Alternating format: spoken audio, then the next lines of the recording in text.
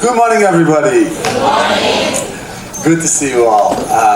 I'm very proud to be here, actually, looking at you and looking at what you have achieved. And this was just the first round of pitch. Can you imagine? Wow, it's so impressive. And you know, the previous speakers also talked about the gender gap. I would say, unfortunately or fortunately, that doesn't seem to be something specifically Nigerian, actually. If I look at my own country, in the Netherlands, the Dutch government had to start a promotion campaign for tech focused on young women. Because if you go to any Dutch technical university, and recently there was one in the news because it had been hacked by computer hackers. And you walk around, you see a lot of boys, and what happens to the women? So it seems to be wider than Nigeria. It seems to be a global thing. But look, the solution to that is sitting in this very room. Let's close that gender gap, because it doesn't make sense to have that. In the area of digital innovation, the quest for digital transformation presents excellent opportunities for women in technology. And today we celebrate not only the progress made by women in tech, but also the potential for innovation when opportunities meet determination. And that's what we just saw. As we mark this moment, I'm reminded of how crucial it is for women to have a seat at the table, not just as participants, but as active stakeholders, leaders, innovators, in shaping the future of technology. And you know, we always talk about the future, but we basically talk about the present. Technology is now, AI is now. We are living now with all the developments that you're working on. Nigeria, with its youthful population, is poised to become a global economic powerhouse. The entrepreneurial spirit of the young people is a testament to the nation's potential, which can be harnessed for the high demand of digital skills.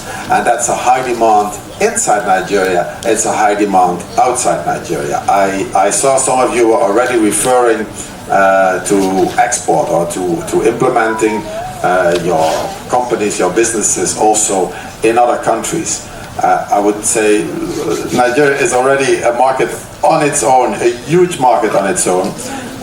But the advantage of tech, of course, is that it's global and that you can, no matter where you are, how you are, there's always need for your skills and for your capacity. The World Economic Forum's Future of Jobs report states that 85% of companies are likely to adopt big data and analytic technologies, making these skills higher sought after than ever before. And for women, this demand translates into vast opportunities across the industries, from tech firm to traditional businesses, undergoing digital transformation. The gender disparity in tech jobs is, however, a testament to promote the need for women-backed and women-supported digital programs, fostering women and economic empowerment, enhancing job security, diversity and inclusion, and remote and flexible work options. And I must really commend the Africa Startup Factory for taking the initiative to organize the transition into tech and women, Demo Day, as we see today. Digital transformation comprises a spectrum of elements, from the technical to the strategic, where women can find their niche in coding, design, development, or overseeing digital projects as project managers, digital transformation consultants, and data analysts. Reminders of the quote, "Varieties is the spice of life that gives it all its flavor." This variety enables the creation of customized career trajectories to align with individual talents, passions, and goals. The endless leadership roles in digital strategy and digital marketing form part of this domain. and foster a pathway for women to advance into positions of influence and decision making. And it's with this understanding that the Dutch government has been committed to support youth employment projects all over the world, but specifically in Nigeria. And our approach has been multifaceted, whereby we focused on capacity building. We invested in programs that equip young entrepreneurs with the necessary skills and knowledge. Some of you might have heard about the Orange Corner incubation program. We were actually quite interested to see that some of the ideas that were pitched here also sort of coincide with some of the ideas that were pitched at the Orange Corners. Then there's access to finance. We have facilitated access to grants for young entrepreneurs to scale up their business and to create opportunities. One of them is linked to the Orange Corners Innovation Fund, and another one is called the Challenge Fund for Youth Employment, whereby we support companies who create jobs in Nigeria. Mentorship and networking, where we have established mentorship programs that connect young entrepreneurs with experienced business leaders who can provide support and guidance.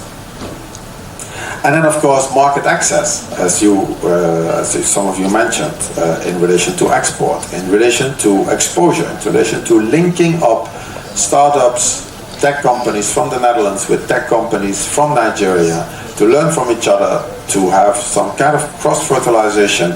And I always say it's not just like a one-way traffic. It's not, Nigerian companies can learn from Dutch companies how they do business. No, Dutch companies can learn a lot from Nigerian startups who actually are in the business of solving problems that are not only specifically related to Nigeria, but that are in a way global, but because the problems manifest themselves more in Nigeria, the solutions are also further developed. And the results of all these projects have been encouraging. And we've seen a surge in the number of young entrepreneurs starting and growing business across various sectors.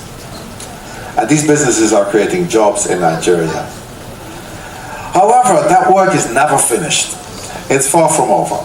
There's still a lot to be done to ensure that young Nigerians have the opportunity to realize a future and realize a better future, obviously, and achieve their entrepreneurial dream. We must continue, and we will continue to invest in education in all forms, in skills development and entrepreneurship ecosystem, and of course doing that with a gender lens. I don't have to tell anybody here, but we know from studies, from experience, from evaluations, that investing in women pays off better than investing in men.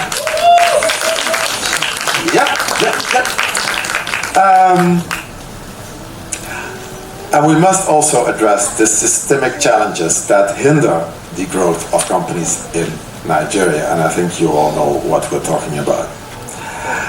I will end this with a quote to all our participants. Remember that, and this is in relation to the pitch also, remember that failure doesn't mean the end of the road. It can lay the groundwork for something even greater, and I'm sure none of you is actually failing because you're all here. But, you know, in the pitch competition, only few can win. That doesn't mean the rest will not grow. You will definitely grow. You've already made it so far. Thank you very much.